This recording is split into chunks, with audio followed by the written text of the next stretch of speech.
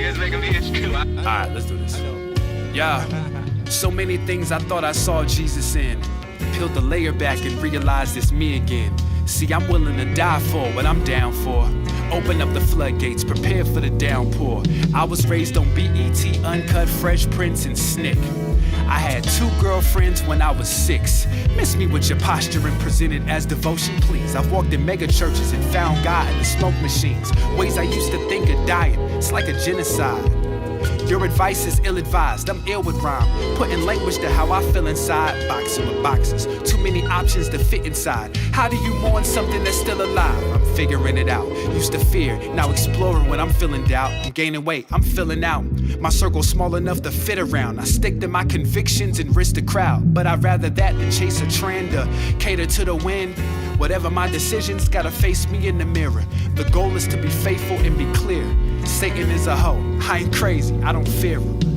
So if you come into the game trying to get a whole lot of money and prestige, thinking that is the indicator for success, well then you're gonna be sorely disappointed when you're standing on top of Plastic Mountain crying real tears. It goes Monday general, Wednesday personal, Friday light, decompress through Friday night. I'm on some Stevie Wonder, inner visions, how it's playing out. 30 years bound to religion, glad I made it out, paid my vow. So for real, I can't really say it's not life. I hear that heartbeat. You look at trees for the fruit. These days, I just look how far their arms reach. It's the difference when I'm keeping you at arm's length. You gon' dim your light just so you gon' let the stars speak. I'm gon' let my scars speak. This the servant with the cleaning rag, taking off your shoes. And I remove my own, it's off-white on these twos. They gon' call me preacher man, even if I hide. And they gon' wanna feature then, not return replies. I learned how the church protects abusers. I learned a long time ago that the church protects the cougars. The church protects rumors. Go ahead, get your gossip, girl. I won't tell your papa that you watch it when you pop it, girl. Stop it though, picking up some papados. I got saved like KG, screaming anything is possible. Anything's possible. Anything's possible! But better that than a hole in the head, right, nigga?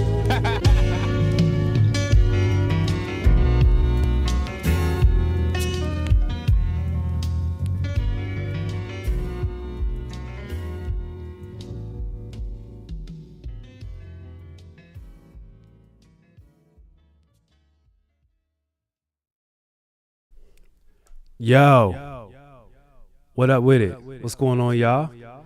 I'm trying to figure some stuff out, man. Hold on, give me a second.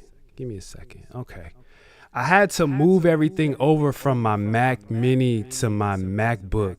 I don't know why. Like, I don't know if you watched the video of my son and I recording the XXL freestyle. We're reacting to that. Like 20 minutes in, it starts stuttering. I don't know what it is about my Mac. I have no idea, but it's just doing that. So I've been moving it. I had to move this over to the MacBook. So the setup is just kind of weird on this on my desk. But what's up, y'all? What's going on? It's been a while since I've streamed. I took pretty much the summer off. As y'all know, I tend to do that. But I have some ideas and some things that I am working on, that I'm testing out as a creative. That's just what you do, man. Just like trying things out. Whatever works, works. Whatever doesn't work, doesn't work. But you learn from it, you adapt, and you keep going. You know what I'm saying? So I'm going to, I know normally we do Wake Up Tonight Wednesdays at 9.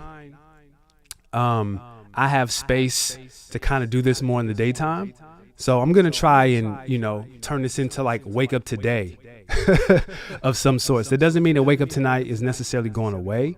It just means that I'm trying to see if it works better in the daytime. Evening times have been more suited for, I'm on Twitch now, DJing, you know what I'm saying? So nighttime has kind of gone more to like those, playing records, right? So I don't want to, I hope everybody's doing well. Hope everybody is good. I don't want to belabor, I guess that's the word. Like, I don't want to delay any longer. I just want to talk. So I went to Summerslam this weekend. It was in Cleveland, Ohio. Shout out to Cleveland. And I went like very much last minute. it was a thing where I wasn't really trying to go, because I didn't want to pay. I just didn't want to pay that money for a ticket. Like, I got a lot of stuff going on financially. And I was like, I don't really want to drop that. I don't really want to drop that on a ticket, right? But my wife was very adamant about like going. Like, man, fellas, like, get you, not even just fellas, like people, get you a partner who supports your stuff and your things. The narrative is always like your partner, particularly for men, like that your wife is like she's nagging and she doesn't want you. Why don't you do this? How come you don't do this? And then it's like, man, my wife is not that at all. If anything, it has forced me to be a little more mindful of how I spend my time, my spending habits, because she's very supportive. Like, she's like, okay, cool. As long as everything is taken care of, like, it's all good. Where I'm like, I should probably chill right now. It's awakened that voice in me. You know what I'm saying? So my wife was like, nah, you need to go. You should go. I tend to get a little sad after my kids leave for the summer. 2 of my 4 kids do not live with me. So when they go back home after the summer, I'm usually moping around the house for a few days. And my wife knows that. And she was like, you need to do something for yourself. She's like, well, why don't you go to SummerSlam? I was like, because I ain't gonna hold you. Like, I wasn't crazy about I'm not crazy about the product right now. And I'm going to get to that shortly. It's not that it's trash. I think the honeymoon phase is over. The honeymoon phase of like the storytelling and the booking, where like Triple H is just seen as this God who can do no wrong. I disagree. He's done some wrong. And I'm going to get to that shortly. But shout out my man Meech. He was like, yo, you want to go to SummerSlam? I got you. And he looked out. So all I had to do is make a little funky 2-hour drive. Like, that's nothing. So got up to Cleveland, and it was last minute. So by the time I get to Cleveland,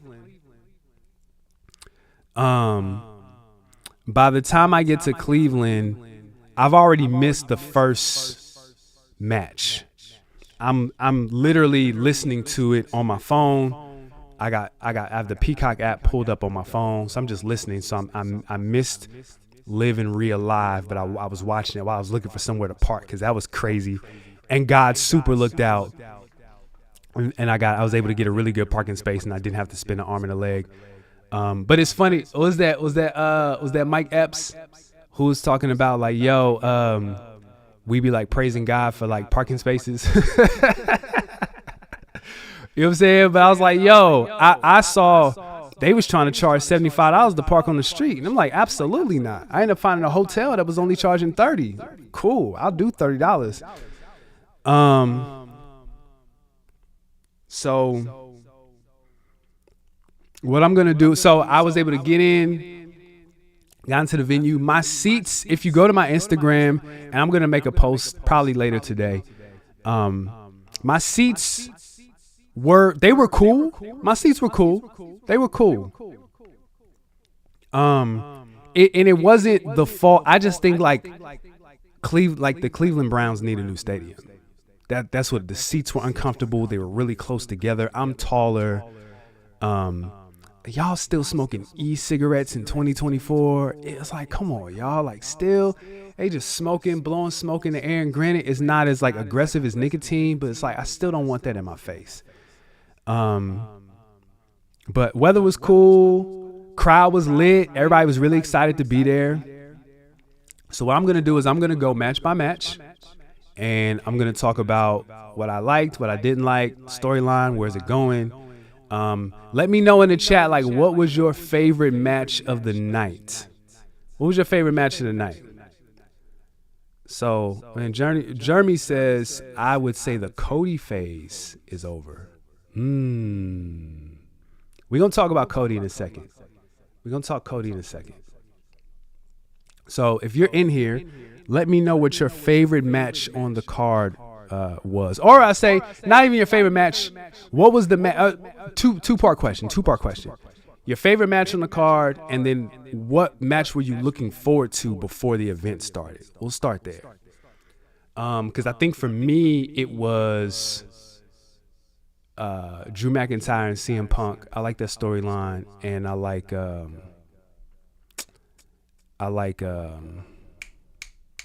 dang, what was the other one? I was kind of looking forward to Cody and Solo only because I knew Roman was coming back. Like, I was pretty foregone conclusion. And I want to say that, like, I've seen a lot of people say that this was like predictable. The night was predictable. Let me tell y'all something when it comes to storylines. And y'all know this from watching movies. A predictable storyline does not mean that it's bad. Like, I think we're so used to, like, swerve, turn, like, you don't need that to tell a good story. If anything, that's like a crutch that I think the wrestling community has leaned on for a really long time. But in many cases, if you're just talking, like, telling a story, right? There was the obvious story to tell in many cases is the right story. If you have look at every episode of Popeye, right? Showing my age. Every episode of Popeye is Bluto comes, kidnaps Olive Oil. Popeye, Olive Oil's in peril. Popeye tries to fight him with his own strength. Bluto's like, man, get out of here. Popeye eats the spinach, gets strong, beats up Bluto, saves the girl. Like, that's okay. And that's really the story you should tell. You know what I'm saying? All this extra other stuff, like, but what if Bluto, like, you can tell it within the story, like, if it seems hopeless for the hero, like, I don't know, he might not win this time. Like, that's okay. That's totally okay. And in some instances, you should have that. Similar to, like, the Avengers. Now, I'm not the Marvel guy, but I know when I watched Avengers and everybody started to disappear and it looked like Thanos was, like, about to, like, the end of the movie is like, yo, what's, like, that's great. That's cool, because you're eventually going to tell the right story. So I disagree with that theory that just because something is predictable, it's not good. I disagree with that. So who we got in the chat? We got some folks in the chat. You know what I'm saying? All right, so we're going to ask some. All right, so Jeremy said Logan and LA Knight. For sure. Big bet. And he said that he was looking most forward to McIntyre and Punk. For sure. Shout out my boy Ben in the building. Hey, man, thank you, man. I appreciate it. I actually have another camera that I was going to use, my big boy, but I can't find my dummy battery. So this is my backup. But I appreciate that, man. Thank you so much. And then another vote for Logan and LA Knight. Okay, bet. All right, let's get into it, man. Let's talk.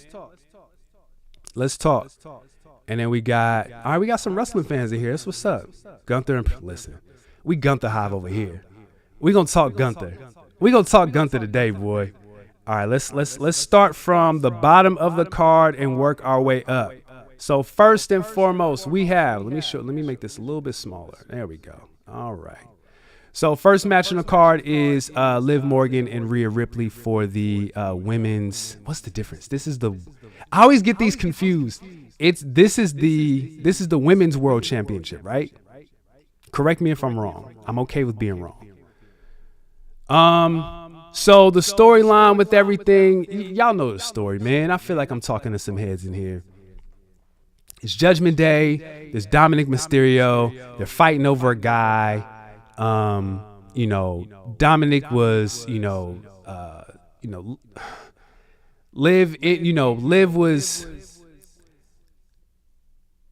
I'm trying to think. Was Liv? Did Rhea hurt Liv at one point, like before, when she was gone for a while? Was it Rhea who injured her? I don't remember. But I know they were going to run this program a while ago, even before Rhea got hurt after WrestleMania. They just didn't do it. So Rhea hasn't lost them. So Rhea has been booked to be dominant. Rhea hasn't lost a match in like over like almost a year. No, over a year, because she won the title at last Mania. So she hadn't lost the title. She hadn't lost a match in over a year. The last person to beat her was Liv, which is really crazy to me because you book. It's crazy, but I also get it because you book Rhea as this dominant champion. Her look, she, you know what I'm saying, super strong, like China times 10, right? Like China, but can actually like really wrestle, right? I say an evolved China. So I don't want to disrespect China, rest in peace China. But like an evolved China of sorts. You know, masculine, or not masculine, but just very like in shape, a lot of muscles. You know, guys still like her. She's got the goth look, XYZ, blah, blah, blah, blah, blah, blah, blah, blah, blah. Right? But then like you got Liv Morgan, like this little tiny girl. This little tiny girl. This is the person who beats her. But I get it because Liv is someone who like has like somebody just has your number. Like no matter what you do, it's just this one thing that you can't get over. This one person that you just can't scale that mountain. You beat everybody else, but she's got your number. Then you add in your boyfriend, your man or whatever. It just adds a whole different dynamic, takes you off your game. I can focus on Nia Jax because Nia Jax is just, I'm just dealing with another person, another wrestler. There's other mind games, right? That factor into why, for whatever reason, Rhea can't beat Liv. I actually thought this match was dope. I thought it was really good. They told a really good story. I'm not a Liv Morgan fan, and I'll get to that later. I'm not a Liv Morgan fan at all, and I don't love Rhea the way everybody else does, but I'm not mad at the way that she's booked. She's out of here. But they had a really good match, and I think that it was very obvious that Dom was going to turn. It was very obvious. But I thought it was kind of fire that like a heel made a heel turn. Like he was already a heel, and then he like heel turned again. A heel making a heel turn is wild. So, you know, he sets up the chair. Liv does her finish on Rhea, pins her, and then, you know, he helps her up, and then that's it. Oh, fam, that shoulders, did she get y'all with the shoulder spot? When she knocked her shoulder out of socket? Did she get y'all? Cause I was like, initially I was like, nah. I was like, nah, I know she didn't hurt herself again. Nah. And she kind of like extended it so you could see like the joint move. And the way she was screaming, I was like, but it's just great sell. It's a great sell. Listen, y'all. She pulled the Jacob Fatu. Absolutely. We gonna listen, man. It's so crazy. We live in this social media era where like everybody feels like they know what's going on, but people get worked now more than they ever have. Ever. So kayfabe doesn't exist in the way of like, okay, faces and heels, but like between tweets and extended storylines and, you know, bringing personal issues and injuries, like people be like, oh no, this is shoot, this is real. Like, fam, no, they're just really good at what they do. They're just really good. But it did look like it was out of socket. Shout out my man Luke in the building. Luke, what's going on, bro? Shout out my man Leon in the building. Leon, you were also there. Let me know what y'all thought. If you were there, because there's a few of y'all who were there, how was y'all's experience? I would love to know. So, let me see. Hold on, here we go.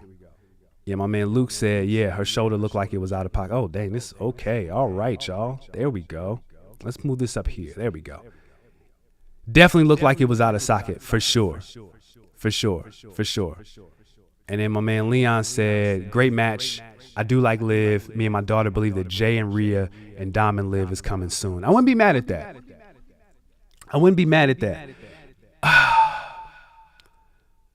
It's so crazy, and I'm skipping ahead because I feel like, and let me get out of this, because I feel like now that Roman is back, I want Bloodline Civil War at Survivor Series.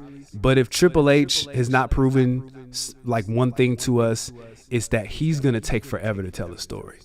And getting there from August to November, I'm not expecting that to happen.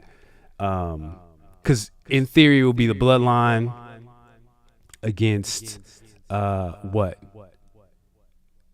Cody, Orton, and KO. I want it to be the Usos, though. Come on, man. But I think with that, the Bloodline will win, and then Orton can turn on Cody. I'm getting super ahead of myself. Then you could do Roman Cody at like the Rumble, and that moves. I don't know how you do that, but I don't know. All right, where we at next? Let's go next. What do y'all think happens going forward with any other predictions for Liv, for Rhea? Where does Liv go forward? Is she in Judgment Day 2.0? We're going to talk about Judgment Day because they had a bad night. Does Liv replace Leah in Judgment Day? Does Liv replace Rhea in the Judgment Day? Is that the new crew? We're going to talk about the Judgment Day in a second, though. What's next? What was the second match? Oh, it was your boy. Yep.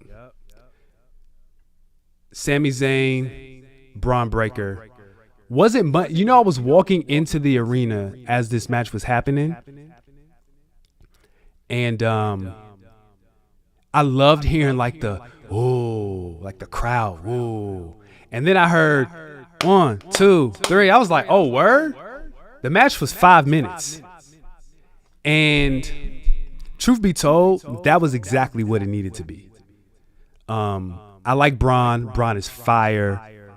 He just reminds me of his dad and his uncle in the best way possible. I love the way he hits the ropes and the ring moves. Fire. I love Sammy. Sammy's he's on a great run. Did a great job. I was on record saying that he should have been the one to dethrone Gunther at Mania. That was, one of the best matches of the year for me. I wasn't mad. Triple H has this thing where he it's like SummerSlam and WrestleMania. Like so many things have to happen at these two things. I'm like, sometimes I just want some things to happen on a random SmackDown, and they do like tag team. But they do stuff for like other belts, like tag team titles. Like those never get defended on pay-per-view. So yeah, there's a tag team title change on a random SmackDown or Raw. That's cool. But like change the Intercontinental, like do a title change.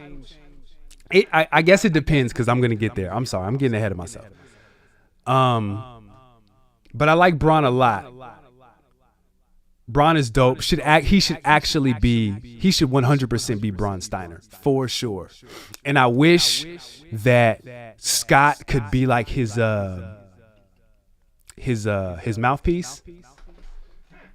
I have to sneeze, but it's not coming.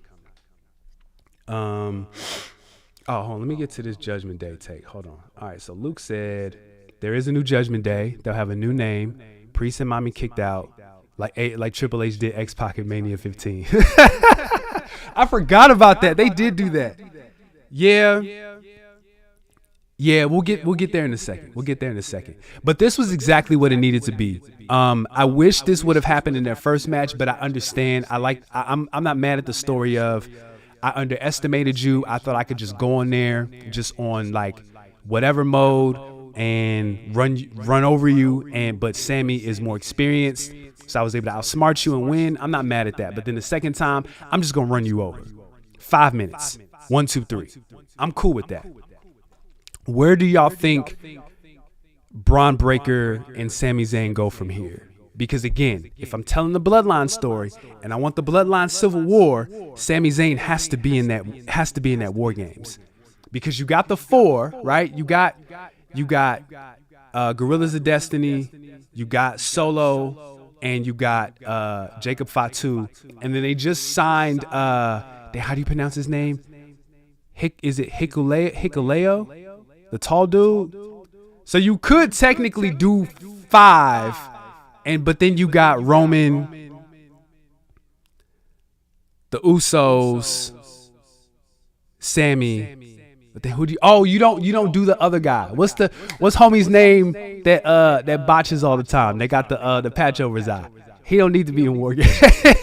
he don't need to be in War Games. Keep him out. But yeah, I liked this match. This match was dope. I hope that Braun. Here's my problem with the titles. I hope it establishes him as a legitimate threat, but I don't think he has to hold the title for a long time because there's so many like fire wrestlers on the roster, and they just came out of a long Intercontinental title reign with Gunther. Let Braun hold it until like the Rumble or something like that. I don't know who he could drop it to. Who do y'all think he could drop the belt to?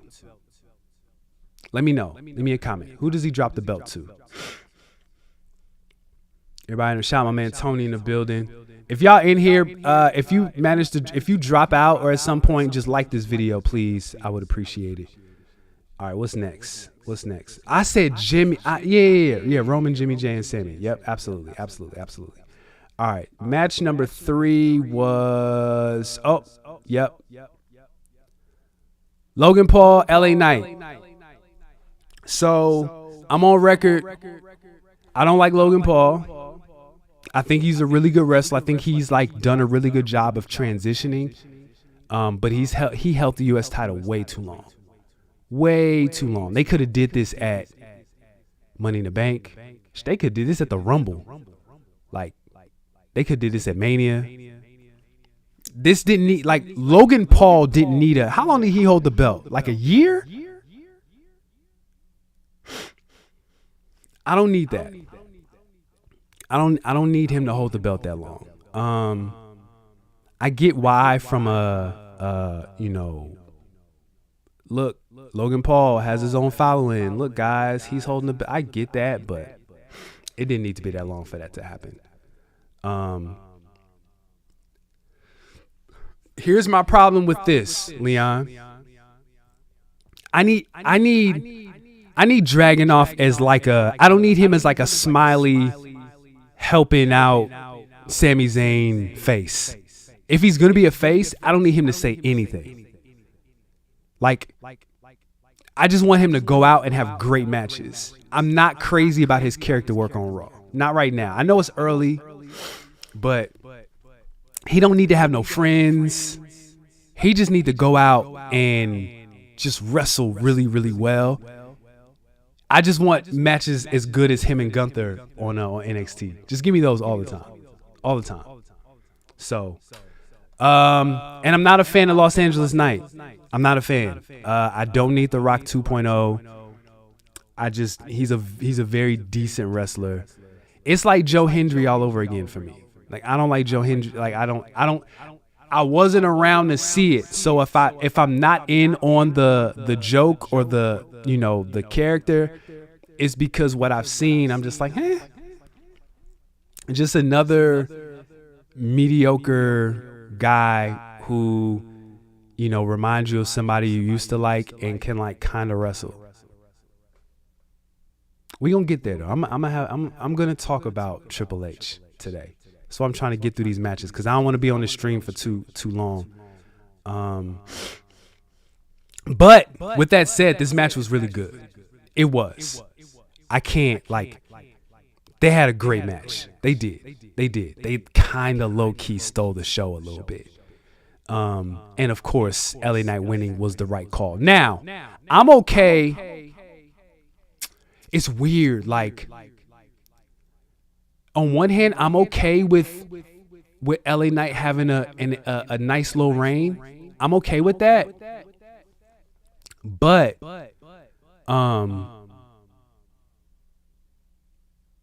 WWE doesn't book their champions that well. They book or they're face champions that well, I should say. They do a great job of booking the chase. Not as good of a job as once you hold it. So I don't know where LA Knight goes from here. Y'all can tell me. But I hope that they get it right. Because he looks good with the belt. He does. I don't need a rematch with Logan. He can just move on to another program, and Logan can go away for a little bit until, I don't know, the Rumble or something like that. Like, I'm cool. I'm cool. But yeah, really good match. Really good match. All right, what's next? What was after this? Was it Bayley? Yeah, it was. Bayley and Nia. Hold on, I gotta respond to this text. Hold on.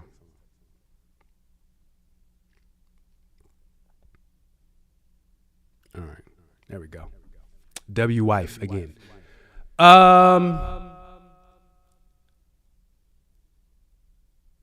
Bayley and Nia, I actually thought was a good match. It was a little clunky at times. And I think that's just because it just felt like they weren't in a rhythm. But it was okay. I don't think that they've done, again, to my point, they haven't done a really good job with booking Bayley as their champ. They haven't given her like a lot of strong things to do to establish her as a great champion. And Bayley's fire. You know what I'm saying? She's a great wrestler. Super reliable. Doesn't have bad matches. Can talk. I wish she had a little more to her character besides wrestler. Like, I don't know. I'm still mad they fumbled the OG Bayley, NXT Bayley. They fumbled her so bad. So bad. And Nia has done a great job since returning. Great job. This might have been her worst match just from like a selling. Like some of the stuff she sold was kind of clunky. But still, like, she did really, really good. And I think the championship was well deserved. Listen, that powerbomb spot was crazy. And it was crazier live. It woke the crowd up. Like, a lot of people went. This was like the bathroom break match for a lot of people. So a lot of people left. But that powerbomb spot out the corner, that woke everybody up. And from that point on, the match was fire. What else? So, here's the thing, and I'm glad you said this, Jeremy. I'm glad you talked about Tiffany Stratton, because I don't like her either. She's good. She's not whack at all. Like, they don't have anybody on the roster where I'm like, why are you here? Everybody at worst is a pretty good wrestler. There are things that make, character work or just needing more reps or like whatever. That's fine. Everybody don't need to be Bryan Danielson. You know what I'm saying? But just wrestling and its obsession with like these blonde-haired, blue-eyed white girls. They're just like, they're okay. They're fine. I don't know what it is. Like, I think Tiffany can wrestle. She's talented. I just like the appeal is just like, because on the flip, I was sitting next to a guy. Listen, man, if you're one of those guys who are at the wrestling event, you're at a live wrestling event and you're like trying to get over, like you're trying to start chants, you're saying stuff out loud, like all the time, the whole night, you're trying to make it about you. After about the maybe third, fourth, fifth time, if something that you said doesn't get a response, just shut up and enjoy the night. Talk to your people, whoever you came with, maybe somebody in the row ahead of you, behind you. Y'all can find some space. But you trying to like rally the whole section to say your misogynistic, racist, body-focused chant or commentary, especially when it comes to the women's matches, is corny. It's corny. The whole time this dude was commenting on Nia's body, was commenting on Bayley's body, and I also feel like a lot of the wrestlers of color who are not blonde hair, blue eyed, like they get like nitpicked. So it's, oh, they're not good, or oh, need more ring work, or all this, that. And it's like, it's not okay. It's actually kind of trash to me. I'm not crazy about that. But with that said, Nia winning was the right choice. Nia winning was the right choice. I love the end. That's my biggest thing with wrestling. Like, when people like, all right, if I got you, right? If my finisher is the power bomb, okay, here's the difference. Let's run through the end of this match. So, Tiffany comes out, music comes out. It provides a distraction. Bayley forearms her off the corner. Nia hits her from behind. Hits her with a power bomb. Grabs her again.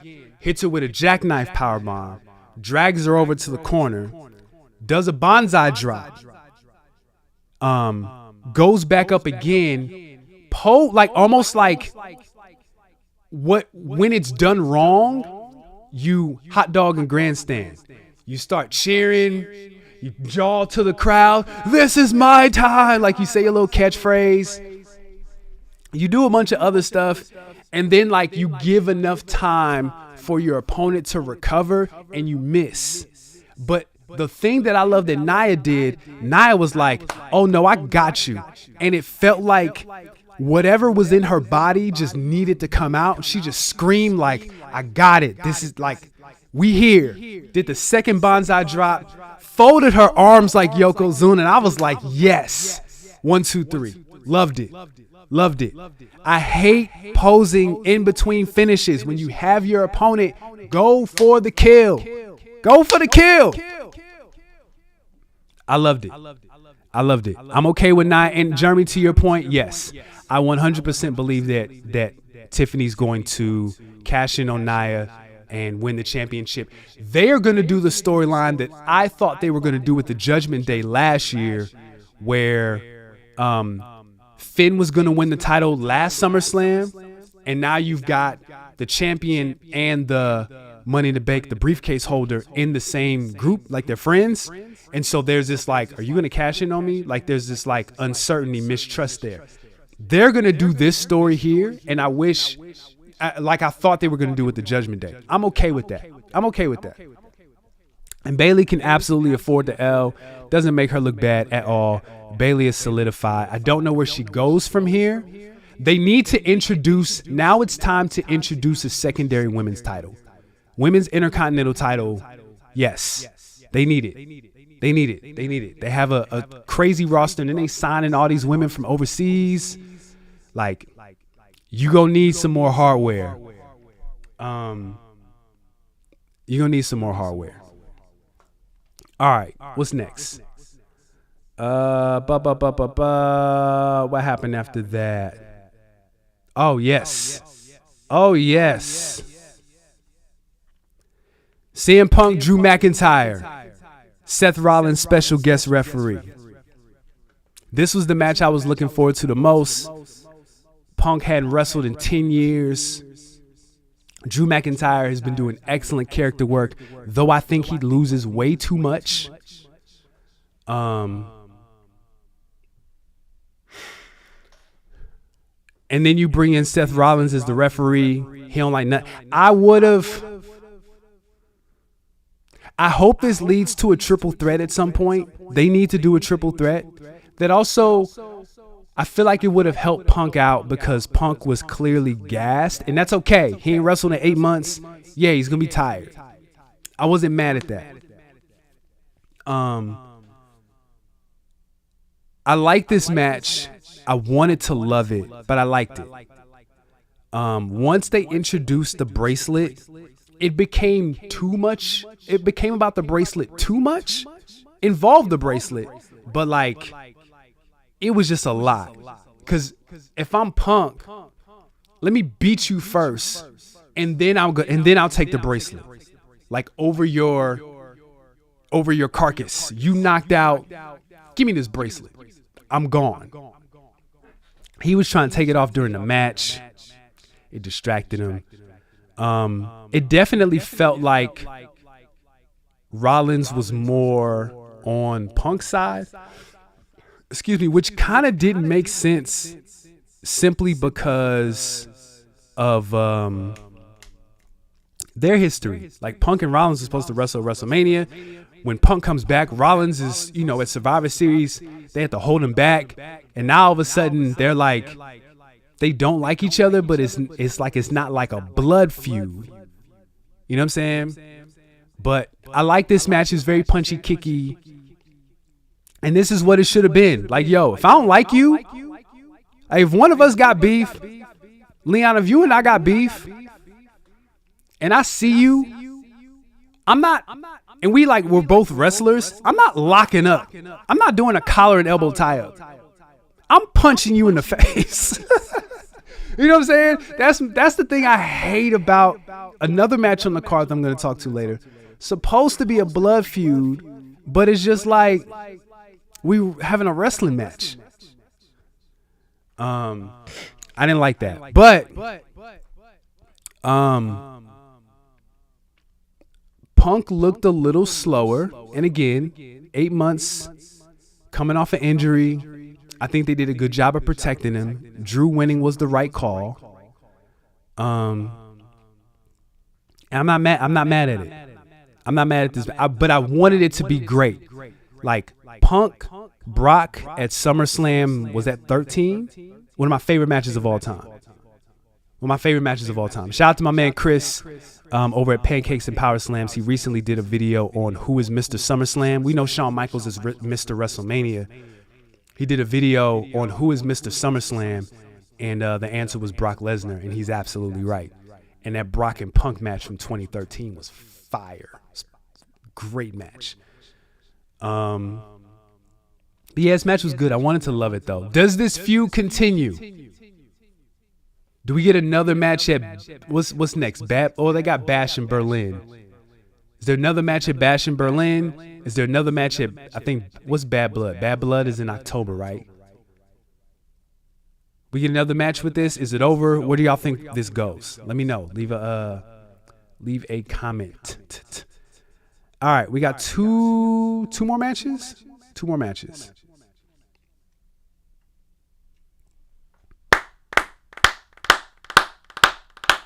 Keep telling y'all, man, we Gunther Hive over here. I've been waiting on this moment since he lost the NXT UK title to Dragunov. I've been waiting on this moment. Gunther, Walter, Damien Priest. I was kind of underwhelmed by this lead up, and I don't know if I like Gunther's character as like this, like, I won't call him an aristocrat, but like this, I'm better than you. I look down, like he can look down on people from a wrestling perspective, but he's talking about Damien Priest, we call him like a street rat and stuff like yo, that's racist. I'm good. It makes me like not want to support Gunther as a fan of his.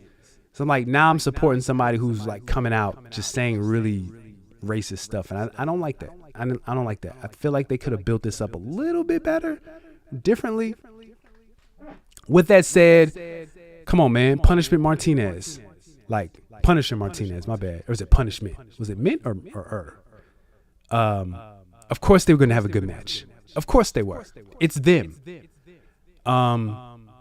Dope match. I love when like two big guys, shout out to Big E, meaty men slapping meat paws. I love when this kind of match happens.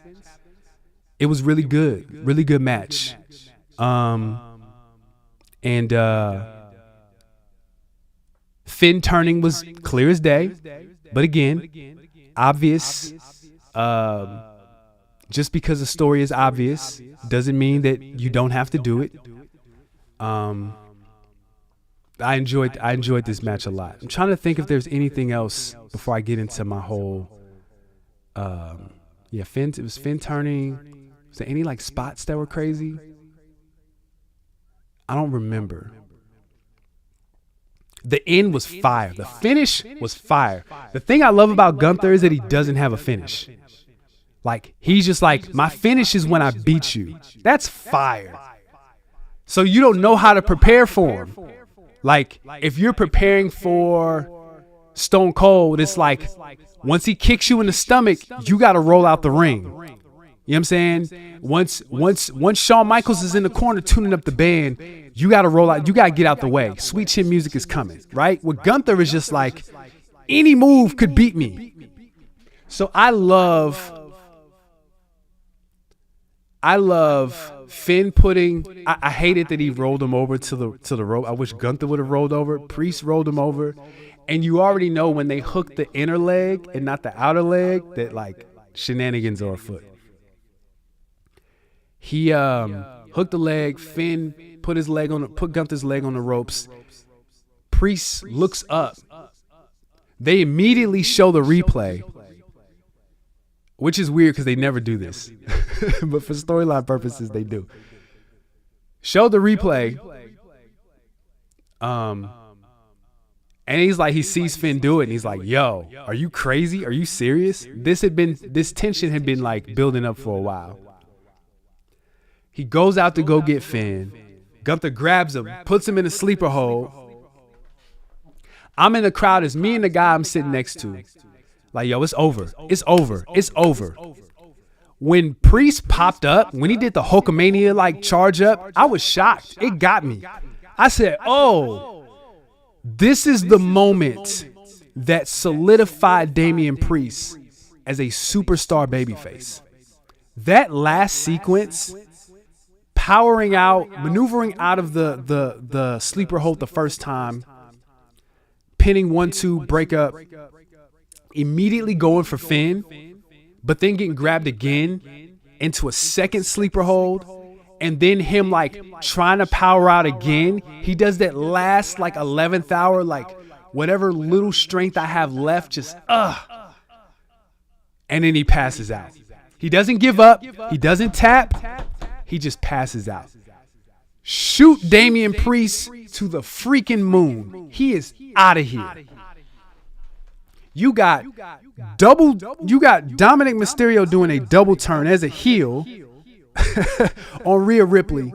And now you have this moment with Damien Priest.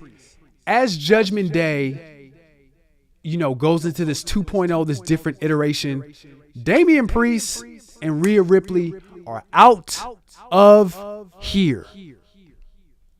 Gone. In the stars. They are in the stratosphere. And they are bona fide superstars coming out of SummerSlam. For sure. Damien Priest wasn't a good heel anyway. He had respect. He's very mild-mannered. The only thing that like pissed him off was like people messing with his folks. That's not a heel. You know what I'm saying? He didn't really cheat the win. He even said like, yo, I don't need none of my folks. I can beat you one-on-one. I'm here for it. I'm here for it.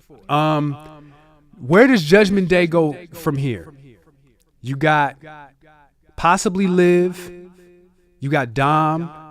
I imagine Finn is the new leader. JD McDonough's definitely staying with Finn. But then you got like Carlito. Where does Carlito go? I mean, he's been doing like almost like R-Truth-esque comedy work. Where does he go from here? Do they add anybody else? Because you know who I think that they should feud with moving forward? This is the perfect feud for the Wyatts. Because the Wyatts, clearly their agenda is doing people or going after people who have done other people dirty. Who has done more people dirty than the Judgment Day? This actually should have been the initial Wyatts feud. Should have been Chad. Not at this point. I'm going to get there, though. You could debut them today, the day after SummerSlam, right? You could debut them on this Raw. Everything that they did, and Chad Gable's spot with the blood, that could have been Finn Balor. Easy. And then immediately get into that program. You could. You could also say like, yo, And you can let them feud, right? Or you can wait until after the fact and then let Damien Priest and Finn have their program. That doesn't need to be long. Priest just needs to run through Finn. Just run through him, and then you can do Wyatt's. Something. Say what Tony say. Tony said JD jumps Carlito out on Monday. Yeah, I think Carlito works best as a face, and I could see him with Priest, like on some Bad Bunny Backlash Puerto Rico type stuff. I can see that. I can see Priest being like, yo, that's foul, and then they run together. I can see that. But yeah, great match. Where does Gunther go from here? I don't want Gunther to have. Oh, I know exactly where Gunther goes from here. I want to know what y'all think. But for me, Gunther goes John Cena immediately. John Cena. And I'm not mad at Cena beating Gunther and getting that 17th world title reign. I'm not mad at it. Not mad at it. And it's got to be quick, though. Like, he could beat Gunther at the Rumble and then lose it at Mania. I'm okay with that. Or he could lose it at Elimination Chamber. Like, Cena ain't got to hold it for a long time. But, because I need Gunther Cody. And that's why Jeremy said earlier, like, the Cody honeymoon phase is over. There's so, like, you really got to get Cody out of this bloodline stuff, because there's so many people for him to have wrestling matches with, great wrestling matches with, and Gunther is like number one on that list. But it doesn't need to be title versus title. What did Leon say? Leon said the complete opposite. Leon says, I like Carlito in Judgment Day 2.0. I think he takes out Priest to solidify a spot. I'm not mad at it. We'll see what happens tonight. I love Raws after big pay-per-views. It might be a pause. It's fine. Let's get to the main event. I'm gonna get to my rant and then I gotta get out of here. Here we go. Cody Rhodes, Solo Sikoa, Bloodline rules match. My initial beef with this match was what I mentioned earlier. This is supposed to be a blood feud. This is supposed to be bloodline rules. And y'all have a regular wrestling match for 15 minutes. The match it's really just bloodline. Like, there's no table spots. There's no steel chairs. There's no, like, nothing. It's literally just bloodline rules means, like, allow other members of the bloodline to come out and interfere. It's like, fam, like, give me something else, man. Give me something else, please. This match was okay. It was all right. Because it was so slow, like, it just felt like a regular wrestling match. And I wanted there to be like a sense of urgency. That's my biggest knock on this match. Let me give Solo Sikoa all the flowers. Going from NXT to now main eventing the second biggest pay-per-view of the year. Bravo. I love it. I'm indefinitely happy for you. I love it.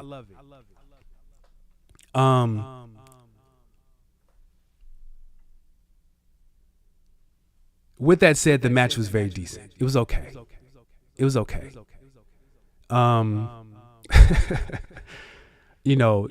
Guerrillas of Destiny come out, God comes out, KO comes out, Randy Orton comes out. That's cool. I was like, yo, if everybody's expecting Roman and we get Jimmy, yo, you about to piss everybody off. That didn't happen. I feel like you can bring Jimmy back with Paul, but that's what I'm saying. They're going to stretch this Bloodline 1.0 reunion forever. Roman's going to cut his Sergeant Slaughter, I Want My Country Back promo on Friday. You still got Paul, you got Heyman, you still got Jimmy. Jay is in a whole other world, right? Like somebody said earlier, like he might be getting into that Rhea storyline with Dominic. Like Jimmy or Jay is just in a whole other space. I think Jay needs a title soon, though. Jay needs he's main event Jey Uso, and like give him a belt, give him a title, give him a solo title. But what was I gonna say? Man of the hour, though. Man of the hour.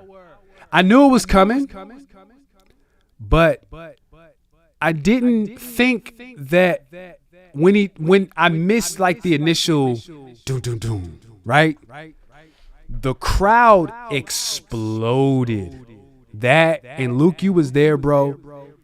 I don't know what it was like on the floor. That arena was loud. That stadium was loud. Soon as the head of the table graphic came up, like everybody was like, yo. I watched it back, and I love that Corey Graves hit us with the whose side is he on? Like, he hit us with the Bash at the Beach 96, and I like that. Because you never know. Who is he coming back for? And he came back, and he did what he was supposed to do. He came back for, he Superman punches Solo, spears him, and, Cody wins. Let me ask y'all a question before I talk about Jacob Fatu and what happened live. Do we get Cody Roman 3? And if so, when and who goes over? And is it for a title? Before I answer that question, I want to know what y'all think. Meanwhile, while you're answering that question, I'm going to talk about Jacob Fatu. Hold on, let me get it. All right, so Jeremy says Rock could come out on Friday too. He could. I think Rock coming out now. Triple H has shown us again. Triple H is going to tell the slowest story possible. Because I feel like if Vince was still here, if Nia would have won, Tiffany would have cashed in on Nia immediately. Now you play that story out for 2 months, 3 months, and you do it at Survivor Series. In the Vince McMahon WWE, Rock comes out on Friday. Rock comes out tomorrow. Rock comes out at SummerSlam. It's like boom, boom. But I think Triple H is like, let the moment be the moment with the one person, and then The Rock will come out. Because I still think there's more to tell with Roman and Solo. Because I could see Roman and Solo going one-on-one, Roman destroying Solo. We still got to get Roman and Jacob Fatu. We still need Cody and Jacob Fatu. We need Jacob Fatu with everybody. And then I think Rock comes out after that. That's my theory. But let me talk about Jacob Fatu real quick.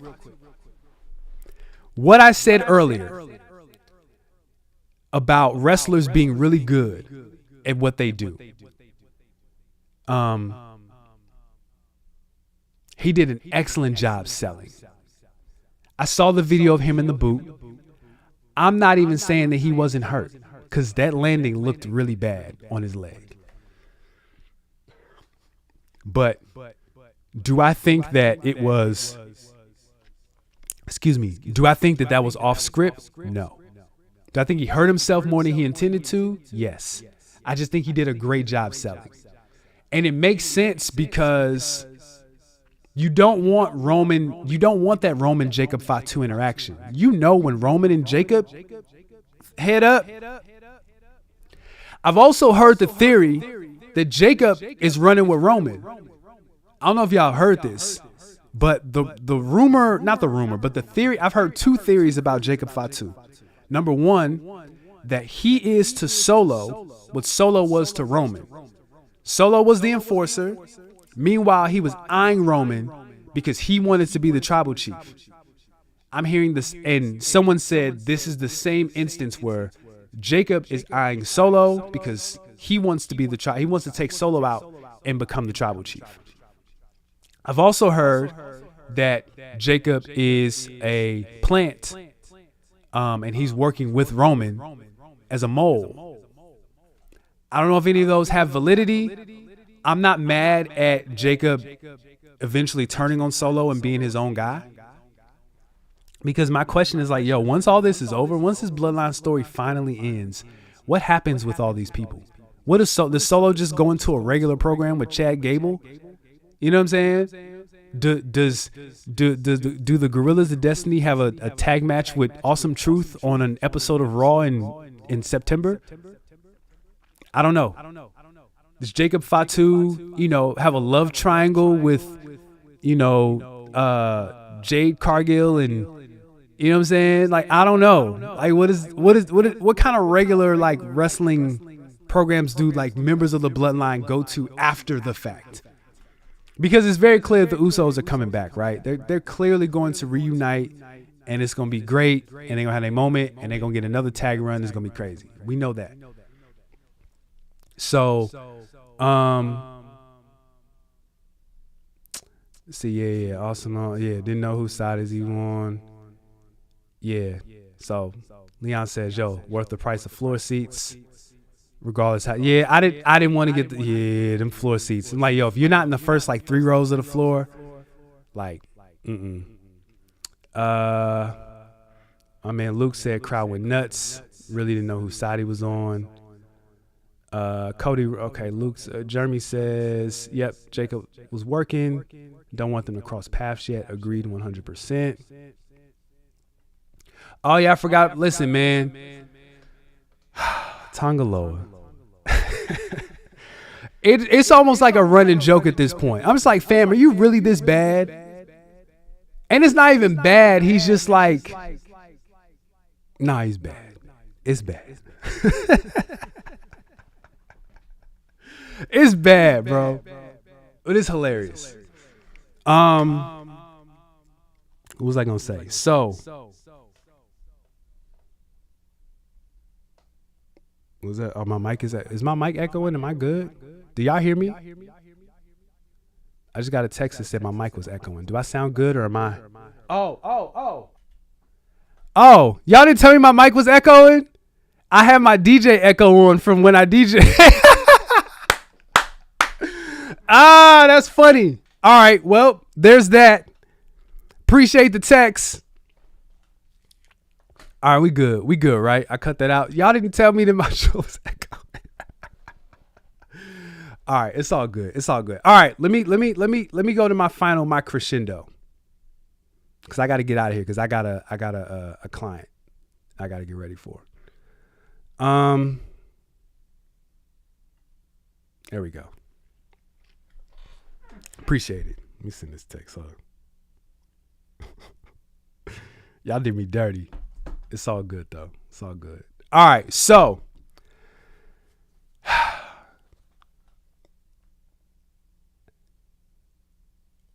Triple H has been crowned as the king of wrestling, coming out of the Vince McMahon scandal, and just the product being really bad for a really long time. We got moments that were fire, but for the most part, it wasn't. The product was pretty bad. He's restored honor and dignity to wrestlers like Chad Gable, Pete Dunne. He clearly has his favorites like DIY, who are constantly featured on TV. He doesn't rush.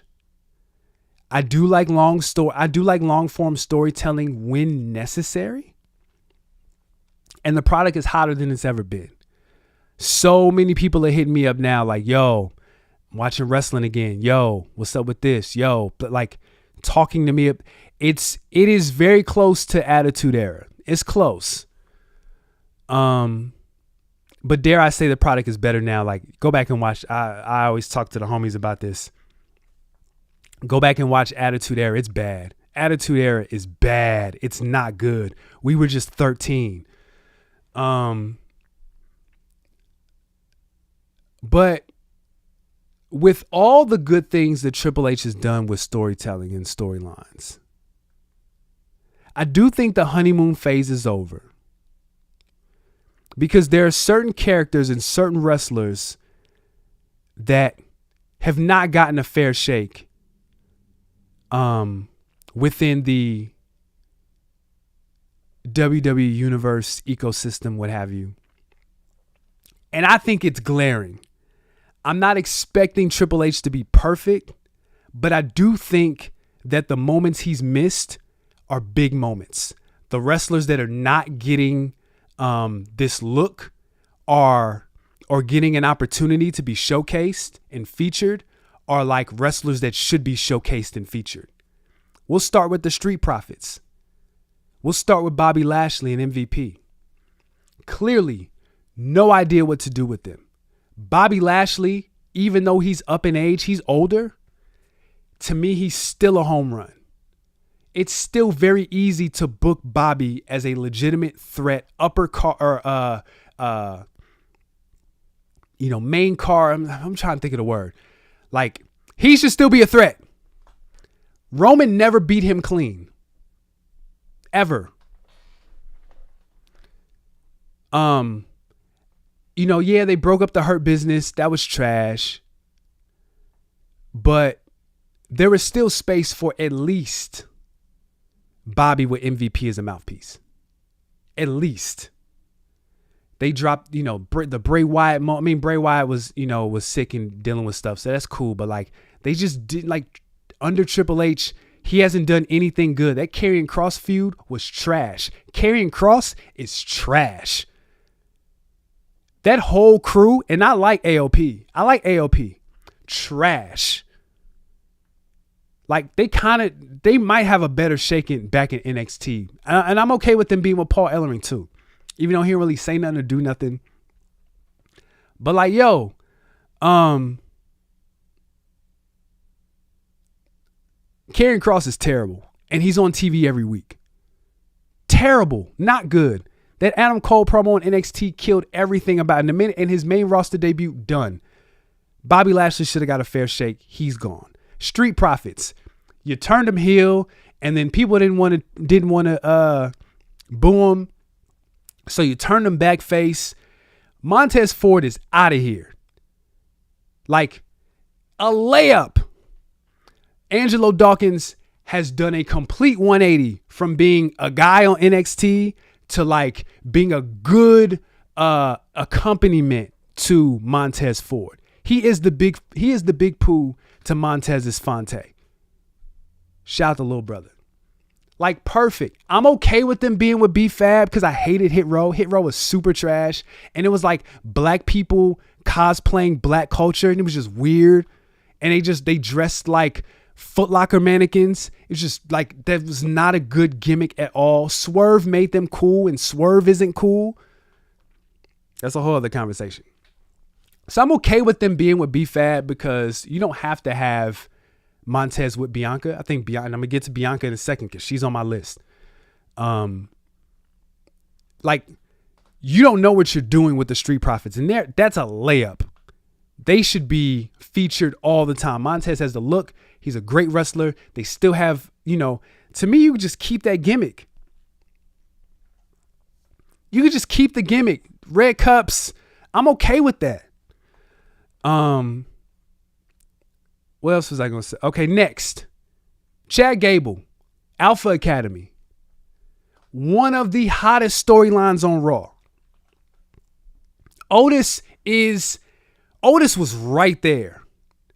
Right there. Otis and Maxine, right there. You had that moment, and they really could have made that moment. It was close at Clash at the Castle. Because I feel like Chad should have, like, to me, he should have beat Sammy for the title, even though I'm not mad at Braun winning. But even if you don't, it just makes Chad even more, like, angry, and he takes it out on Alpha Academy. Otis has his moment on a random Monday Night Raw. Now, earlier, I did say that I want more moments to happen on Raw, but this was not one of those moments. This was a pay-per-view moment because everybody in that stadium would have exploded if this was Chad Gable versus somebody. And Otis finally snaps and does his stuff like out of here. And they just, the minute they inserted the Wyatt Six into like Chad Gable, it was over. It was done. It was done. They didn't need to, if you're going to debut the Wyatt Six, like their Wyatt Six debut was fire, right? Chad Gable didn't need to be the guy. Your roster is way too bloated for you to insert somebody who is already in a red hot program with somebody else. Finish that program and then bring it back. So I said that you could have did Wyatt Six Judgment Day. You can then go to Alpha Academy because I like Chad with the Creed brothers. I wish that debut would have been better. But I feel like if you blow Otis up and then you have Chad go away for a while, couple weeks, a month, something like that, then you bring Chad back. And then like he's with the Creed brothers and they beat Otis to a bloody pulp. Oh, that's perfect. It's great. Nope. Drop that ball. Bianca and Jade. Out of here. Layup. Why did you take the tag belts off of them? For that moment at the Clash of the Castle, then you could have made it right and gave them the belts back on that SmackDown. And then you inserted Blair Davenport.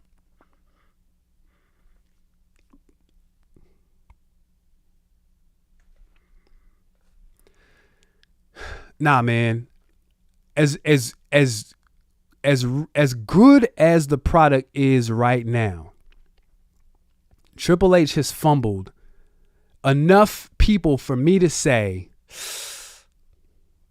and my biggest problem with Triple H is just the length of the storylines. Everything doesn't need to be drawn out for 4 to 6 months. Or if it is, your roster is bloated. Don't feature people on TV, the same people on TV every week. I don't need to see Karrion Kross versus what's my man's name? Austin Creed 3 times on a random Monday Night Raw. You tease them like breaking up the New Day. I know Kofi got hurt. Okay, cool. He could still come out in the boot, finish but like, I don't need Karrion Kross on my TV every week, dog. I don't need it. Like, there's so many there's like, your roster is so stacked and you're signing people all the time. You are running into a problem where you're going to have to rotate your people. You know what I'm saying? Like, Bianca and Jay definitely, like, they could have did that tag match at, like, you have to, if you're not going to feature Street Profits, if they're not, Bianca and Jade absolutely need to be on the biggest program of the year. But with that said, second biggest program of the year. But with that said, I'm okay with like cycling people out. I'm okay with that. I don't think there was a match on the card that didn't need to be. I don't think there was a match on SummerSlam that didn't need to be there. But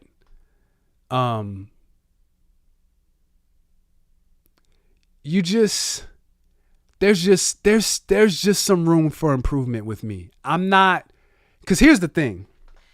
Here's the hot take, y'all.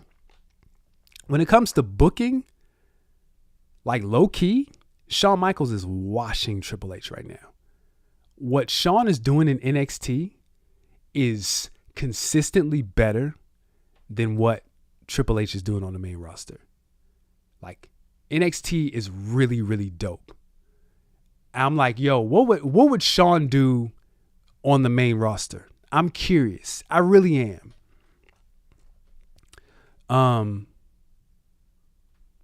So that's my one critique. With that said, I'm watching more wrestling than I've watched in a long time. I'm getting my family into it. Like, I'm having more conversations with the homies about it. The product is great. So don't get me, even with my critique, like the product is great. However, I'm not sold on Triple H being like sent from God as the savior of professional wrestling. I'm not.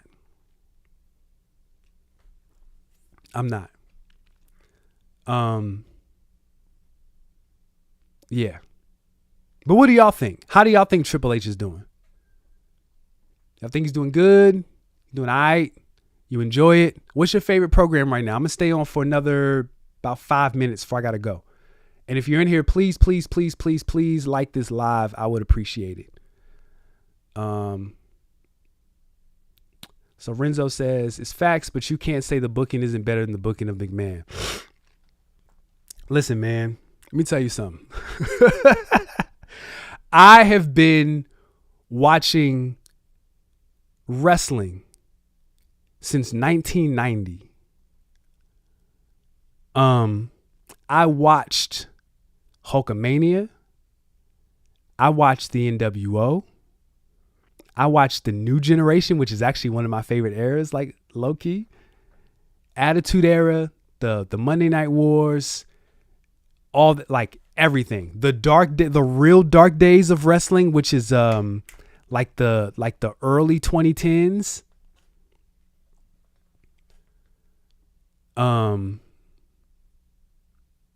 That last run of Vince was really bad. Really bad. I would say like 20 and my boys who are in, shout to Chris, shout to Ben, shout to Luke, like they're better with years than me. I don't remember the exact years that like somewhere in the 2010s, like it was good. I don't know if it was 2016, 17, but like a lot 2010 to 20, like bad, really bad. So no, I agree with you. And I think it's a safe bet to say like, yo, the product now is better than it's been in a long time. I agree. I just feel like the people that Triple H has dropped the ball with, it's like he shouldn't have dropped the ball with him. These are people who are obvious moneymakers. And I'm hoping this second half, I see it seems like they're breaking things up into maybe 6-month intervals because so many things ended at SummerSlam. Like now you're getting into new storylines similar to like the Raw after Mania. I'm just hoping this is a time to like kind of fix those or just incorporate some new people in. I don't know.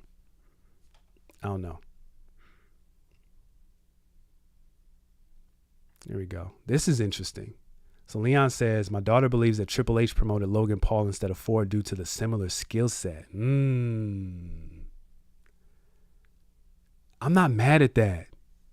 I'm not mad at that theory at all. I like the way your daughter thinks, man. I'm not mad at that. So Troll User says, I agree with the idea that not everything has to be a long-term saga. The Bloodline saga is really all the long-term storytelling needed at the moment. Agreed. A lot of people say that the Bloodline story has gone on too long. And there are some points where it's dragged a little bit. I ain't gonna hate. There's some points where it's dragged a little bit, but there's still so much to tell. And that's why I think the Bloodline is the greatest storyline of all time. There's still so much to tell. So I'm with you there.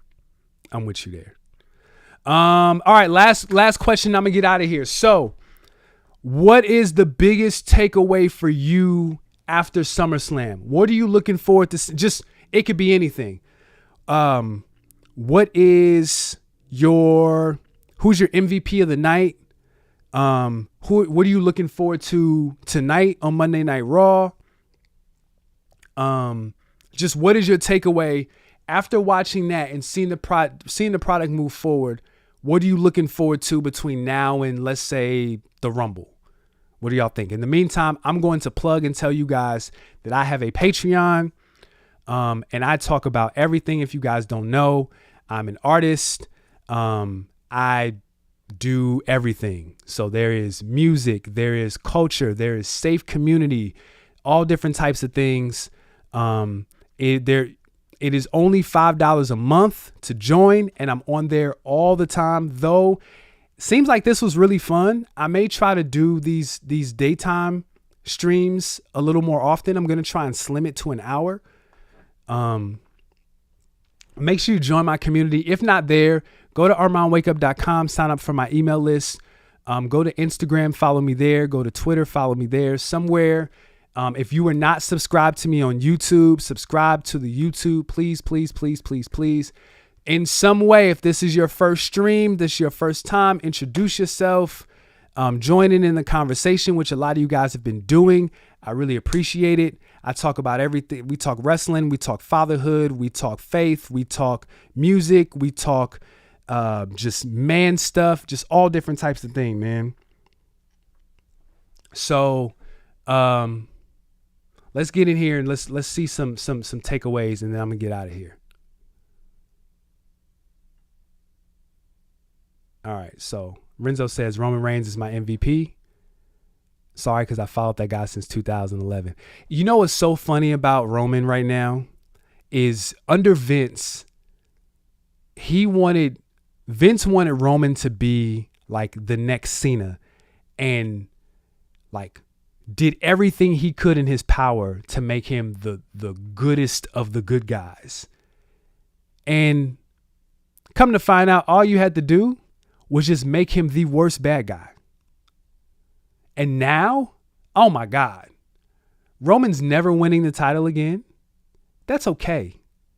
Roman Reigns is out of here. He is now in that upper echelon with Hogan, Cena, Rock, Austin. He's there. And this babyface run is going to solidify it 100%. And with that said, give him back his belt. So do you think that there's going to be a Cody Roman 3? Who does he beat to get the belt back? Because you're not going to give him the secondary belt. Like, you're not going to have him beat Roman because it's Roman. He can only be up here. He can't be any higher, right?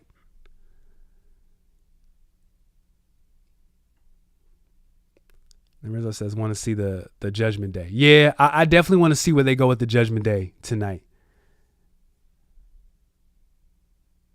I'll check that in a second.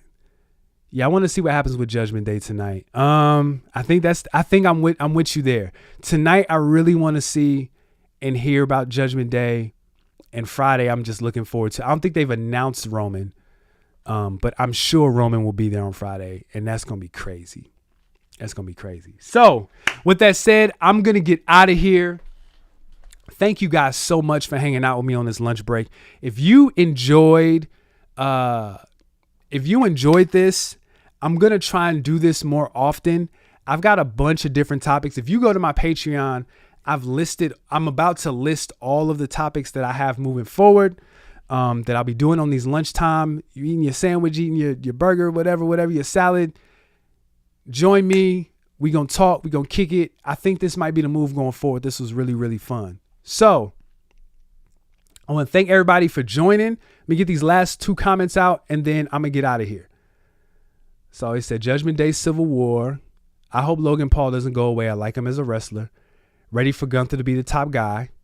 And in a year, Gunther versus Reigns at SummerSlam. I'm cool with that.